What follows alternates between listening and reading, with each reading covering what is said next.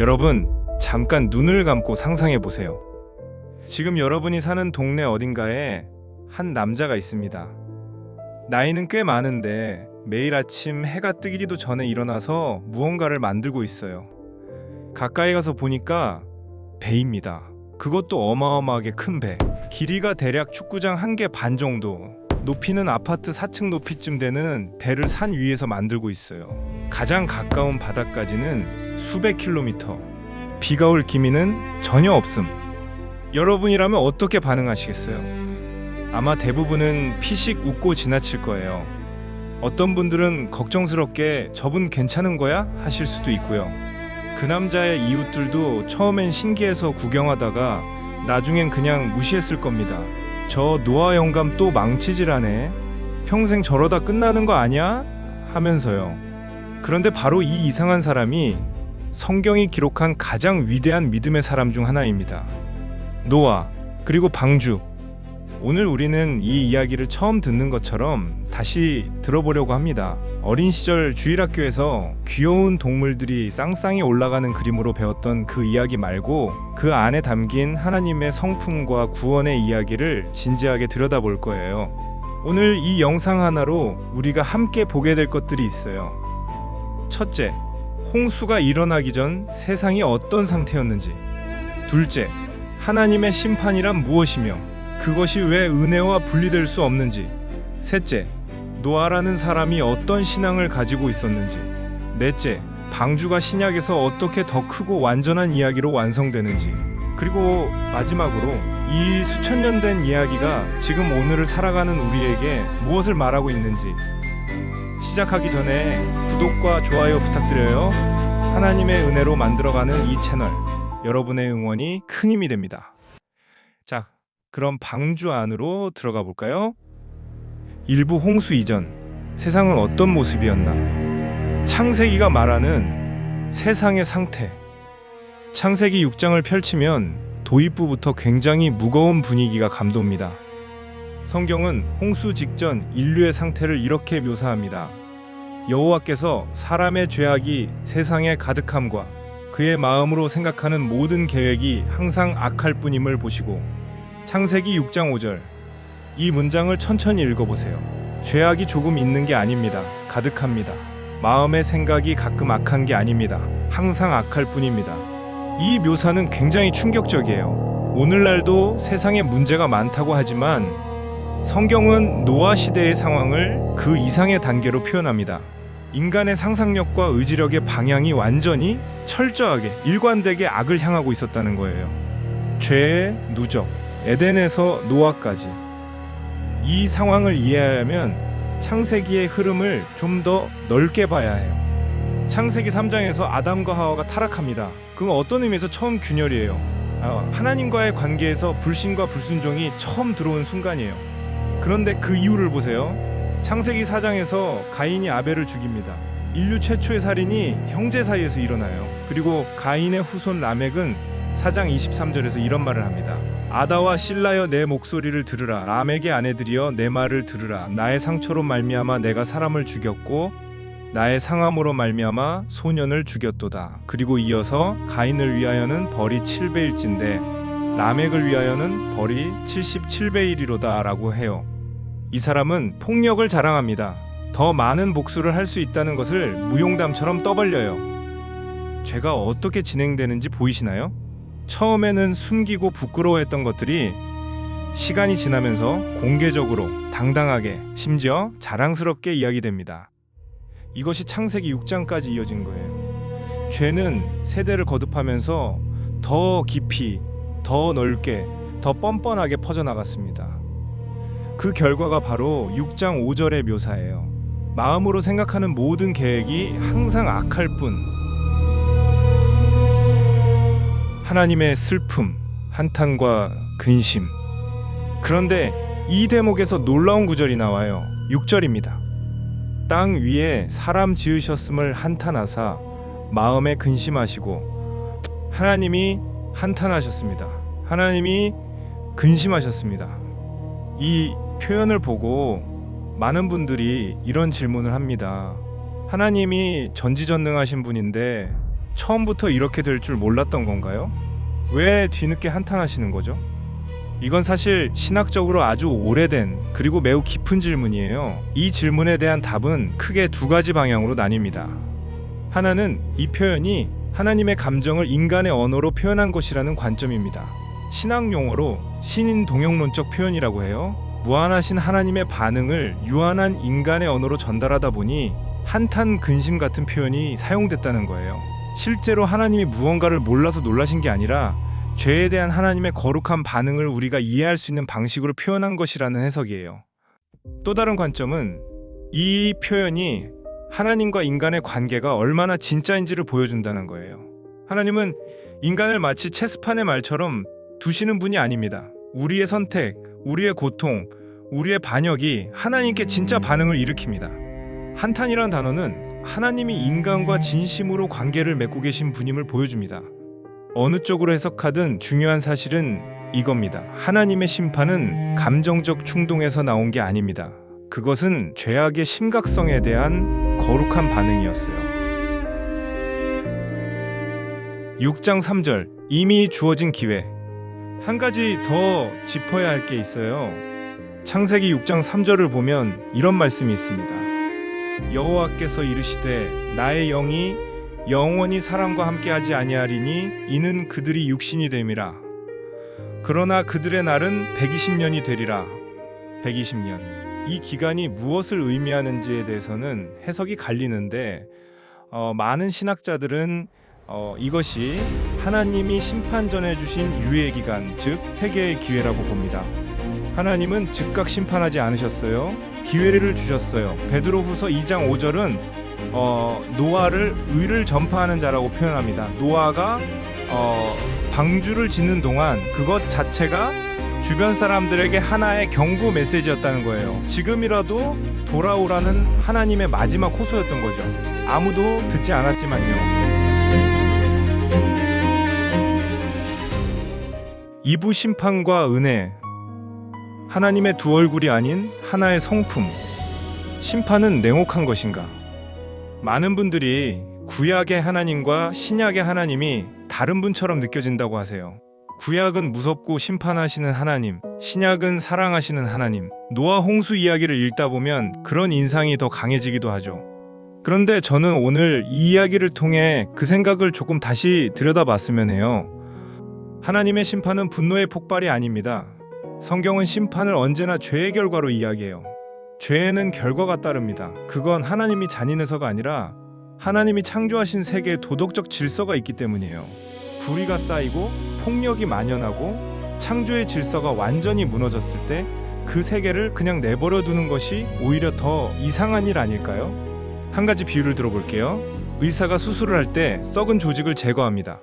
그건 환자를 해치려는 게 아니에요. 그 썩음이 온몸으로 퍼지는 것을 막기 위해서예요. 수술 과정은 고통스럽고 무섭지만 그 안에 생명을 향한 사랑이 있습니다. 하나님의 심판도 이런 관점으로 볼 수 있어요. 창조 세계 전체가 죄로 삼켜지기 전에 하나님이 개입하신 거예요. 그러나 노아는 역사상 가장 강력한 전환. 그런데 바로 이 지점에서 창세기가 가장 극적인 전환을 만들어냅니다. 창세기 6장 7절에서 하나님은 내가 창조한 사람을 내가 지면에서 쓸어버리되라고 하십니다. 그 다음 절 8절 딱 한 줄입니다. 그러나 노아는 여호와께 은혜를 입었더라. 이 그러나가 얼마나 강렬한지 느껴지시나요? 온 세상을 향한 심판의 선언 바로 뒤에 그러나가 등장하면서 모든 것이 바뀝니다. 심판의 맥락 한가운데 은혜가 끼어들어요. 이 구조는 성경 전체에서 반복되는 패턴이에요. 에베소서 2장을 보면 그때 너희는 허물과 죄로 죽었더니 라고 시작했다가 4절에서 그러나 긍휼이 풍성하신 하나님이로 전환됩니다. 로마서 5장도 우리가 아직 죄인 되었을 때에 다음에 그리스도께서 우리를 위하여 죽으심으로가 나옵니다. 하나님의 그러나는 인류 역사에서 계속 반복됩니다. 심판이 선언되는 자리에 은혜가 비집고 들어옵니다. 헨, 자격 없는 자에게 주어지는 은혜. 은혜를 입었더라는 표현의 히브리어 원문을 보면 헨이라는 단어가 사용됩니다. 이 단어는 단순히 좋아함이 아니에요. 자격이 없음에도 불구하고 베풀어지는 호의를 뜻합니다. 노아가 대단히 완벽하고 뛰어나서 하나님이 선택하신 게 아니에요. 하나님이 먼저 은혜를 베푸셨고 노아는 그 은혜 안에서 하나님의 사람으로 서 있었던 거예요. 이건 구원의 순서에 관한 매우 중요한 신학적 포인트입니다. 우리는 종종 이렇게 생각해요. 내가 충분히 착해지면, 충분히 노력하면 하나님이 나를 받아주실 거야. 그런데 성경은 그 순서가 아니라고 합니다. 하나님이 먼저 은혜를 주시고 그 은혜를 받은 사람이 변화되는 거예요. 사실 노아도 완벽한 사람이 아니었어요. 홍수가 끝난 후 창세기 9장을 보면 노아가 포도주에 취해서 실수하는 장면이 나옵니다. 성경은 노아를 미워하지 않아요. 그는 하나님의 은혜를 받은 불완전한 인간이었습니다. 그리고 그 불완전한 인간이 하나님의 손에 붙들렸을 때 그 시대의 역사가 달라졌어요. 창세기 6장 9절, 노아는 어떤 사람이었나? 9절을 보면 노아에 대한 소개가 나옵니다. 노아는 의인이요 당대의 완전한 자라.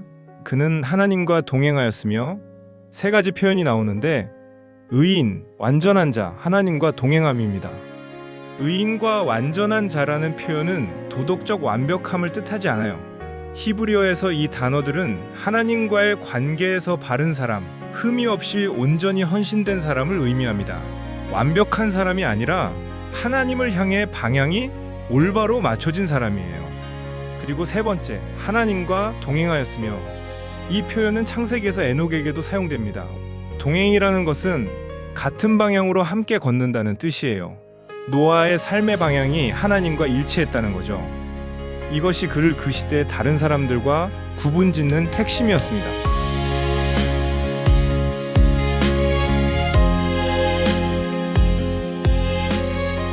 삼부방주, 100년의 순종이 만들어낸 구조물. 하나님의 구체적인 설계도.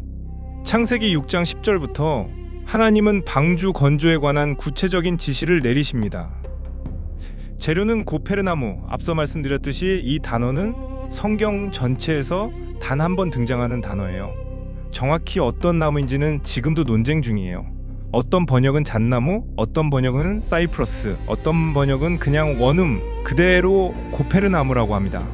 크기는 어떠냐면 창세기 6장 15절에 세 치수가 나와요. 길이 300규빗, 너비 50규빗, 높이 30규빗. 고대 규빗을 약 45cm로 환산하면 길이 약 135m, 너비 약 22.5m, 높이 약 13.5m. 어마어마한 크기예요. 오늘날 기준으로도 상당한 크기의 선박입니다. 3층 구조로 만들고 안팎에 역청을 바르고 창문을 내고 옆에 문을 달라고 하십니다. 여기서 재밌는 신학적 포인트가 하나 있어요. 방주의 설계에는 돛도 없고 키도 없습니다. 방향을 조종할 수 있는 장치가 없어요. 이게 무엇을 의미할까요? 방주는 스스로 항해하는 배가 아니라 하나님이 인도하시는 대로 떠있는 배예요. 인간이 컨트롤하는 구조가 아니에요. 하나님이 인도하시는 곳으로 그냥 맡겨두는 거예요. 이건 굉장히 깊은 신앙의 이미지입니다. 우리 삶도 마찬가지 아닐까요? 내가 모든 것을 컨트롤하고 방향을 결정하고 목적지를 정하는 삶이 아니라 하나님께 맡겨두고 인도하시는 대로 따라가는 삶, 그것이 방주가 우리에게 보여주는 신앙의 모습이에요. 노아가 다 준행하였더라. 순종의 무게. 창세기 6장 22절, 이 짧은 문장 하나가 저는 노아 이야기 전체에서 가장 인상적인 구절 중 하나라고 생각해요. 노아가 그와 같이 하되 하나님이 자기에게 명하신 대로 다 준행하였더라. 다 준행하였더라. 남기지 않고 빠뜨리지 않고 적당히 타협하지 않고 다 했습니다. 이 행동이 얼마나 대단한 건지 실감하려면 노아가 이 방주를 짓는 데 걸린 시간을 생각해야 해요. 성경은 정확한 기간을 명시하지 않지만 창세기 5장의 족보와 7장의 나이를 비교해보면 노아가 방주 건조를 시작하고 홍수가 올 때까지 상당한 시간이 흘렀음을 알 수 있어요. 많은 신학자들이 수십 년, 어떤 분들은 최대 100년 정도를 이야기합니다. 100년? 한번 상상해 보세요. 10년도 아니고 100년 동안 매일 비도 오지 않는 하늘 아래서 아무도 믿어주지 않는 상황에서 주변의 조롱과 무관심 속에서 묵묵히 망치질을 계속한다는 것. 이건 단순한 근면함의 문제가 아닙니다. 이건 흔들리지 않는 믿음의 문제예요. 노아는 홍수를 본 적이 없어요. 비가 그렇게 쏟아질 수 있다는 것도 경험한 적이 없어요. 어떤 학자들은 당시에 지금과 다른 기후 조건이었을 가능성도 이야기합니다. 아무튼 노아는 아직 일어나지 않은 일을 믿으면서 그 믿음의 근거에서 엄청난 시간과 에너지와 자원을 쏟아부었어요. 이것이 믿음입니다. 히브리서 11장이 해석하는 노아. 신약 성경 히브리서 11장은 믿음의 영웅들을 열거하는 장으로 유명한데 노아도 거기 등장합니다. 7절이에요. 믿음으로 노아는 아직 보이지 않는 일에 경고하심을 받아 경외함으로 방주를 준비하여 그 집을 구원하였으니 이로 말미암아 세상을 정죄하고 믿음을 따르는 의의 상속자가 되었느니라. 몇 가지 키워드가 있어요. 아직 보이지 않는 일에 믿음의 본질이 여기 있습니다. 믿음은 보이는 것에 기반한 확신이 아니에요. 아직 보이지 않지만 하나님이 말씀하셨기 때문에 그것을 실제로 받아들이는 것이에요. 경외함으로. 노아가 방주를 지은 동기는 두려움이었어요. 그런데 그건 노예의 두려움이 아니라 하나님의 말씀을 진지하게 받아들이는 경외였습니다. 이 말씀이 진짜라면 나는 그대로 해야 한다는 거룩한 진지함이요. 세상을 정죄하고. 이건 노아가 세상을 향해 손가락질했다는 게 아니에요. 노아의 삶 자체, 그 방주를 짓는 행위 자체가 주변 사람들에게 하나의 메시지였다는 뜻이에요. 나는 하나님의 말씀을 믿는다. 너희는 어떻게 할 것이냐? 말없이 보여주는 증언. 동물들을 데려오라. 창조 세계를 향한 하나님의 마음. 방주 이야기에서 동물들을 빼놓을 수 없죠. 하나님은 각종 생물을 암수로 한 쌍씩 방주에 데려오라고 하십니다. 이 부분에서 잠깐 생각해 볼 게 있어요. 왜 하나님은 동물들을 살리려 하셨을까요? 심판은 인간의 죄에 대한 반응이에요. 그런데 하나님은 인간 때문에 고통받는 동물들, 인간의 죄와 직접적인 관련이 없는 피조물들을 그냥 사라지게 두지 않으셨어요. 대신 방주 안에 보존하셨습니다. 이것은 하나님이 창조 세계 전체를 사랑하신다는 증거입니다. 하나님의 관심은 인간만이 아니에요. 그가 만드신 모든 피조물이 하나님의 마음에 있어요. 이 부분은 오늘날 환경과 생태에 대한 기독교의 관점을 생각할 때도 중요한 근거가 됩니다. 창조물을 돌보는 것은 창조주의 마음과 일치하는 일이에요. 사부홍수, 심판이 지나가는 시간. 하늘이 열리다 드디어 홍수가 시작됩니다. 창세기 7장 11절의 표현을 다시 한번 읽어볼게요. 노아가 600세 되던 해 2월 곧 그달 11의 날이라. 그날에 큰 기품의 샘들이 터지며 하늘의 창문들이 열려 큰 기품의 샘들과 하늘의 창문들. 이건 고대 히브리인들의 세계관을 반영한 표현이에요. 위에서도 아래에서도 동시에 물이 쏟아진다. 세상을 지탱하고 있던 모든 경계가, 모든 질서가 무너지는 이미지예요. 단순한 폭우가 아니라 창조의 질서 자체가 뒤집히는 것 같은 묘사입니다. 이 홍수가 얼마나 컸는지에 대해서 신학자들과 학자들 사이에 오랜 논쟁이 있어요. 어떤 분들은 전 지구적 홍수로 보고 어떤 분들은 고대 근동 지역의 엄청난 대홍수로 보기도 해요. 이 논쟁은 오늘 영상에서 깊이 다루기는 어렵지만 한 가지는 확실히 말할 수 있어요. 성경이 말하려는 핵심 포인트는 홍수의 지리적 범위가 정확히 얼마였느냐가 아니라 그 홍수를 통해 하나님이 무엇을 하셨느냐는 거예요. 하나님이 문을 닫으시다. 방주와 관련해서 제가 가장 좋아하는 구절이 있어요.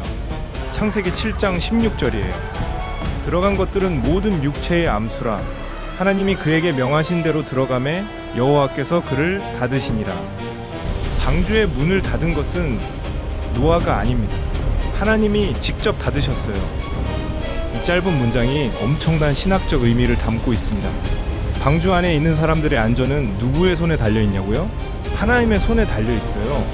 노아가 문을 제대로 닫아야 살 수 있는 게 아닙니다. 하나님이 닫으시는 문 안에 있는 것, 그것이 구원이에요. 요한복음 10장 28에서 29절에서 예수님은 이렇게 말씀하십니다. 내가 그들에게 영생을 주노니 영원히 멸망하지 아니할 것이요 또 그들을 내 손에서 빼앗을 자가 없느니라. 그들을 주신 내 아버지는 만물보다 크심에 아무도 아버지 손에서 빼앗을 수 없느니라. 예수님이 잡으신 손, 그 손에서 우리를 빼앗아갈 존재가 없다는 선언이에요. 방주의 문을 하나님이 직접 닫으신 것처럼 하나님 안에 있는 우리의 구원도 하나님이 친히 붙들고 계십니다. 방주 안에서의 시간. 방주는 떠 있습니다. 홍수는 40일 낮과 밤을 계속됩니다. 창세기 7장 24절은 물이 150일 동안 땅에 넘쳤다고 해요. 150일, 5개월입니다. 방주 안에 있는 노아와 그 가족들, 그리고 수많은 동물들 5개월 동안 그 안에서 어떻게 지냈을까요? 냄새는 어땠을까요? 소리는 어땠을까요? 답답함은 얼마나 컸을까요? 성경은 그 안의 일상을 자세히 묘사하지 않아요. 하지만 우리는 이것 하나는 알 수 있어요. 그 방주 안에서 하나님은 노아와 함께 하셨다는 거예요. 8장 1절이 이렇게 시작합니다. 하나님이 노아와 그와 함께 방주에 있는 모든 들짐승과 가축을 기억하사. 하나님이 기억하셨다는 것은 하나님이 잊고 있다가 갑자기 생각났다는 뜻이 아니에요. 히브리어에서 기억하다는 표현은 관계를 행동으로 옮기다, 약속을 실행하다라는 의미를 담고 있어요. 하나님이 노아를 생각하시고 그를 향한 약속을 실행하셨다는 뜻입니다. 그래서 바람이 불고 물이 줄어들기 시작합니다.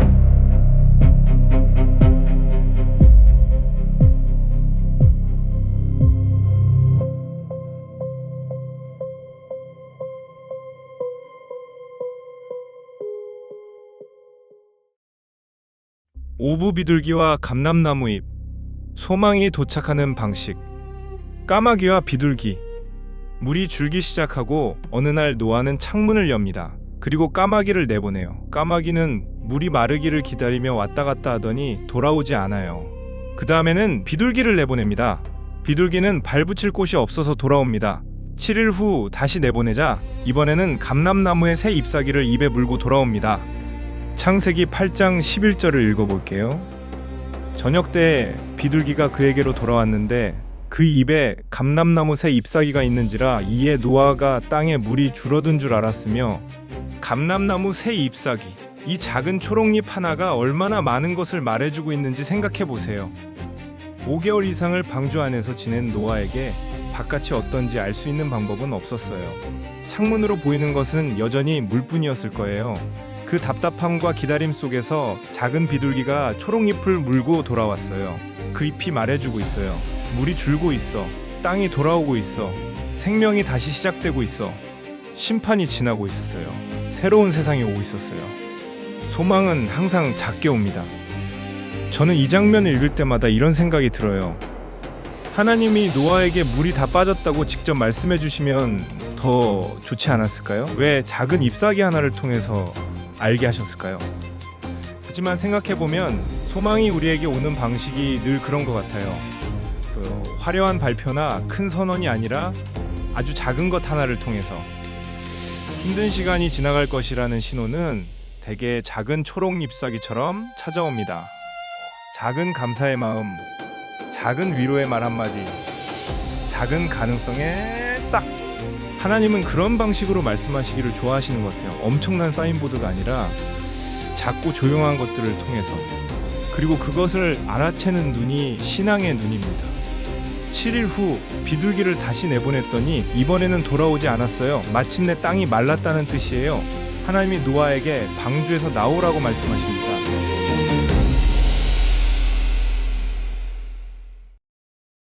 육부 방주에서 나오다. 새로운 시작 앞에서 첫 번째 행동, 예배. 방주에서 나온 노아가 맨 먼저 한 것이 무엇인지 아세요? 창세기 8장 20절입니다. 노아가 여호와께 제단을 쌓고 모든 정결한 짐승과 모든 정결한 새 중에서 제물을 취하여 번제로 제단에 드렸더니, 제단을 쌓고 번제를 드렸습니다. 예배를 드렸어요. 5개월 이상의 고난 끝에 땅을 밟은 순간 가장 먼저 한 것이 집을 짓는 것도, 음식을 구하는 것도, 땅을 확인하는 것도 아니었어요. 하나님 앞에 나아가는 것이었습니다. 이게 노아의 신앙이에요. 구원을 받은 후, 은혜를 경험한 후 가장 자연스러운 반응이 예배인 사람. 어려운 시간이 지나가고 나서 내 힘으로 버텼다는 자부심이 아니라 하나님이 지켜주셨다는 감사가 먼저 나오는 사람. 그리고 하나님이 그 제사를 받으시는 장면이 21절에 나옵니다. 여호와께서 그 향기를 받으시고 하나님이 기뻐하셨어요. 그리고 마음에 이르시기를 내가 다시는 사람으로 말미암아 땅을 저주하지 아니하리니. 예배가 언약을 이끌어냈습니다. 아니, 더 정확히는 노아의 예배가 하나님의 마음을 표현할 공간을 만들었어요. 하나님은 이미 이 언약을 주실 계획이셨지만 노아가 예배로 나아왔을 때 그것이 선언됩니다. 7부 무지개 언약, 영원히 지켜지는 약속. 세상에서 가장 아름다운 계약서. 창세기 9장에 나오는 무지개 언약은 성경 전체를 통틀어 가장 중요한 언약 중 하나입니다. 하나님이 노아에게 말씀하십니다. 내가 너희와 언약을 세우리니 다시는 모든 생물을 홍수로 멸하지 아니할 것이라. 땅을 멸할 홍수가 다시 있지 아니하리라. 창세기 9장 11절 그리고 13절에서 이 언약의 증거를 제시하십니다. 내가 내 무지개를 구름 속에 두었나니 이것이 나와 세상 사이의 언약의 증거니라. 활이 뒤집히다. 앞서 잠깐 언급했는데 히브리어 원문에서 무지개로 번역된 단어는 캐셰트입니다. 이 단어의 기본 의미는 활이에요. 전쟁에서 적을 향해 화살을 쏘는 그 활. 어떤 유대 신학자들과 랍비들은 이 표현에서 이런 이미지를 읽어냅니다. 하나님이 심판을 위해 들고 계셨던 활이 이제 하늘을 향해 뒤집혀 걸렸다. 더 이상 땅을 향해 겨누지 않겠다는 신호예요. 전사가 전쟁을 끝내고 활을 내려놓는 것처럼 하나님이 그 활을 하늘에 걸어두신 거예요. 이게 맞는 해석인지 신학자들마다 의견이 달라요. 하지만 적어도 이것 하나는 분명합니다. 무지개는 하나님이 먼저 내미신 평화의 손입니다. 인간이 좋아져서 하나님이 인정해 주신 게 아니에요. 하나님이 먼저 일방적으로 이 약속을 선언하셨어요. 조건 없는 언약. 이 무지개 언약의 가장 놀라운 특징은 조건이 없다는 거예요. 성경에는 여러 종류의 언약이 나와요. 어떤 언약은 네가 이것을 지키면 내가 저것을 하겠다는 조건부 언약이에요. 그런데 무지개 언약은 달라요. 하나님은 인간에게 아무것도 요구하지 않으세요. 그냥 일방적으로 선언하십니다. 나는 다시는 이런 방식으로 심판하지 않겠다. 인간이 또 악해지더라도 다시 죄를 짓더라도 이 언약은 취소되지 않아요. 왜냐하면 이 언약의 유지는 인간의 행동에 달려있지 않고 하나님의 신실하심에 달려있기 때문입니다. 9장 16절을 보면 하나님이 이렇게 말씀하십니다. 무지개가 구름 사이에 있으리니 내가 보고 나 하나님과 모든 육체를 가진 땅의 모든 생물 사이에 영원한 언약을 기억하리라. 내가 보고 무지개를 보는 것은 우리만이 아니에요. 하나님도 보십니다. 그리고 그것을 보면서 당신이 하신 약속을 기억하십니다. 비가 오는 날 하늘에 뜨는 무지개는 수천 년이 지난 지금도 하나님의 서명이 새겨진 계약서예요. 나는 여전히 이 약속을 지키고 있다. 언약 신학의 출발점. 신학자들은 이 무지개 언약을 성경 전체를 꿰뚫는 언약 신학의 출발점 중 하나로 봅니다. 하나님은 언약의 하나님이에요. 그분은 약속하시고 그 약속을 반드시 지키십니다. 이 언약은 나중에 아브라함 언약으로, 모세 언약으로, 다윗 언약으로 이어지고 최종적으로 예수 그리스도를 통한 새 언약으로 완성됩니다. 성경 전체가 하나님이 인류와 맺으신 언약의 이야기예요. 그리고 그 언약의 출발점 중 하나가 바로 이 무지개입니다.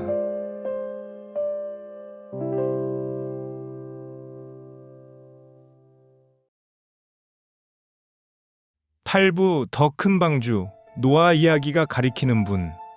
예표와 실체. 기독교 신학에는 예표라는 개념이 있어요. 구약의 어떤 사람, 사건, 제도가 신약에서 완성되는 더 큰 실체를 미리 보여준다는 거예요. 아담은 오실 그리스도의 예표, 유월절 어린 양은 그리스도의 예표, 성전은 그리스도의 몸의 예표. 그리고 방주도 마찬가지입니다. 방주를 한 번 더 생각해 볼게요. 방주는 어떤 곳이었나요? 밖에는 심판이 가득했어요. 물이 모든 것을 덮었어요. 그런데 방주 안에 있는 사람들은 살았습니다. 방주 밖에 있는 사람들은 모두 물에 잠겼어요. 방주 안에 있느냐 밖에 있느냐, 그 하나의 차이가 생사를 갈랐습니다. 그리고 방주의 문은 단 하나였어요. 들어가는 방법은 오직 그 문 하나뿐이었습니다. 이 구조가 어디서 다시 나오는지 아시나요? 예수님이 말씀하신 나는 문이다.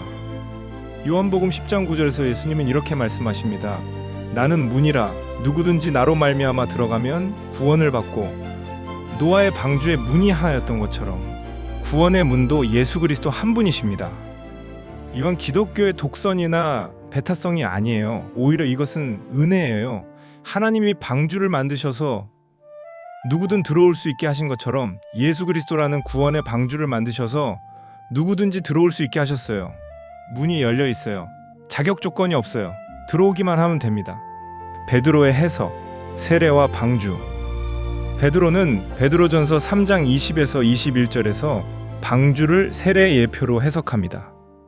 그들은 전에 노아의 날 방주를 준비할 동안 하나님이 오래 참고 기다리실 때에 복종하지 아니하던 자들이라. 방주에서 물로 말미암아 구원을 얻은 자가 몇 명뿐이니 겨우 8명이라. 물은 예수 그리스도께서 부활하심으로 말미암아 이제 너희를 구원하는 편이 곧 세례라. 베드로는 물로 말미암아 구원받은 것을 세례와 연결합니다. 세례는 그리스도와 함께 죄 안에서 죽고 그리스도와 함께 새 생명으로 부활하는 것이에요. 홍수가 옛 세상을 쓸어버리고 새 세상이 시작된 것처럼 세례를 통해 옛 자아가 죽고 새로운 피조물이 시작됩니다. 노아의 방주 이야기는 그리스도의 십자가와 부활을 미리 보여주는 그림이었던 거예요.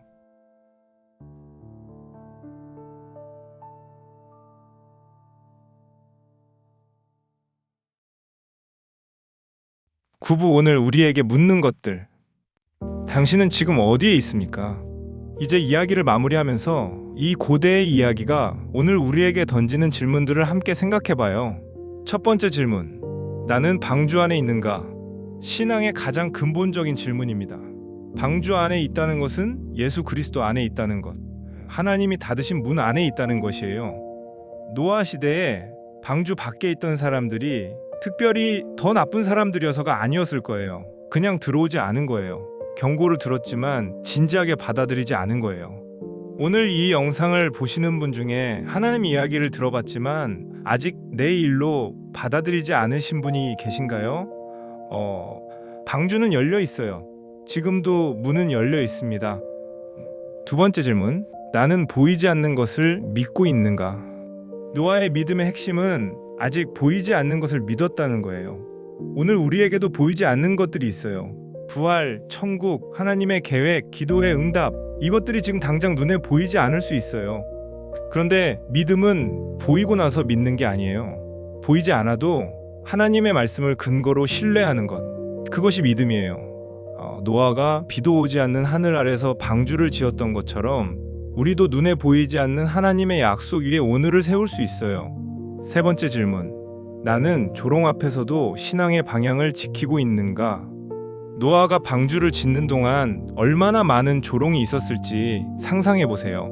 어쩌면 지금 여러분도 신앙 때문에 주변에서 이상하게 보는 눈길을 경험하고 있을 수 있어요. 왜 교회 다녀?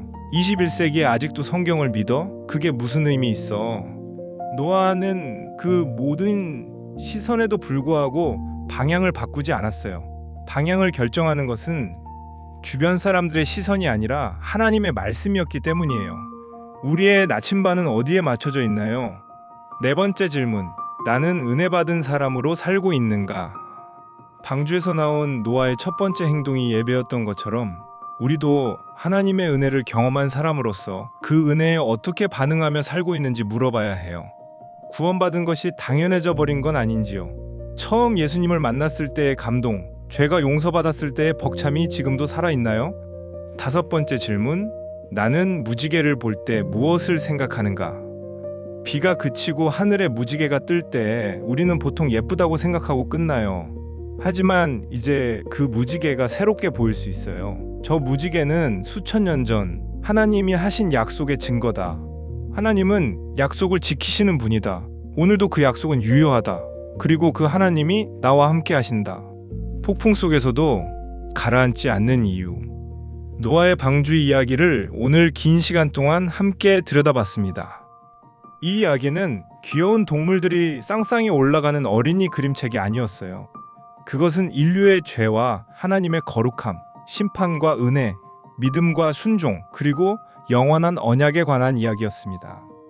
노아는 완벽한 사람이 아니었어요. 하지만 그는 하나님의 말씀을 들었고 그 말씀을 믿었고 그 믿음대로 살았어요. 아무도 믿지 않는 상황에서, 아무것도 보이지 않는 환경에서 수십 년을 묵묵히 방주를 지었어요.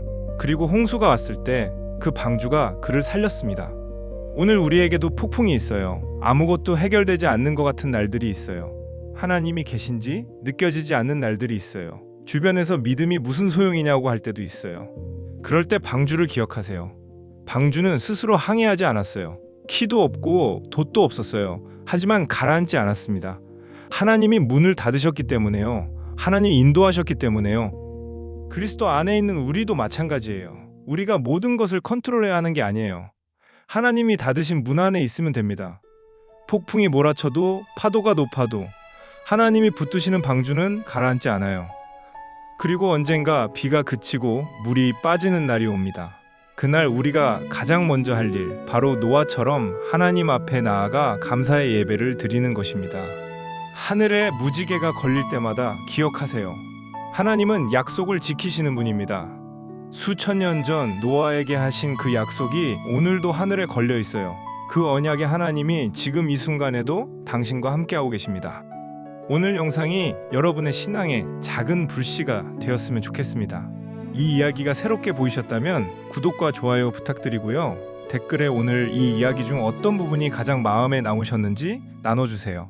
함께 나누는 그 이야기들이 서로에게 또 다른 은혜가 됩니다. 그리고 오늘 영상 끝까지 보신 분들께 특별한 선물이 있어요. 영상 마지막에 이 이야기 전체를 담아 만든 노래 방주가 흘러나올 거예요. 지금까지 함께 걸어온 노아의 여정을 음악으로 한 번 더 느껴보시면 좋겠습니다. 끝까지 함께 해주셔서 감사합니다.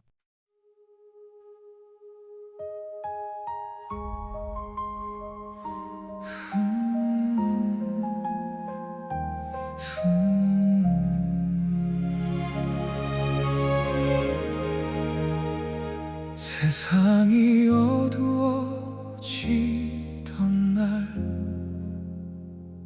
아무도 듣지 않던 그날 한 사람이 망치를 들었네. 비 한 방울 없는 하늘 아래서 죄악이 가득했던 땅 위에 하나님이 근심하며 보셨네. 그러나 노아는 은혜를 입었고 흔들리지 않는 눈빛으로 서 있었네. 100년을 지어도 아무도 믿지 않았고 조롱 속에서도 그는 멈추지 않았네. 보이지 않는 것을 믿는 자의 손이 날마다 이 방주를 높이 세워갔네. 그날이 왔네. 하늘의 창문이 열리고 땅의 기쁨이 터져 나오고 모든 경계가 무너지던 그날 방주는 가라앉지 않았네. 폭풍이 몰아쳐도 흔들리지 않았네. 하나님이 그 문을 닫으셨기에 아무도 빼앗을 수 없었네. 기도 없고 뜻도 없었지만 인도하시는 손이 있었기에 심판의 물 위를 떠가며 살아남았네. 150일이 지나가고 작은 비둘기 날아올랐네. 입에 물고 초록이 타나 소망은 언제나 작게 찾아오네. 좋은 예배를 드렸던 그 아침 제단의 연기가 하늘로 올랐네. 하나님은 그 향기를 받으시고 구름 사이 무지개를 걸어두셨네. 내가 낸 무지개를 구름 속에 두었네.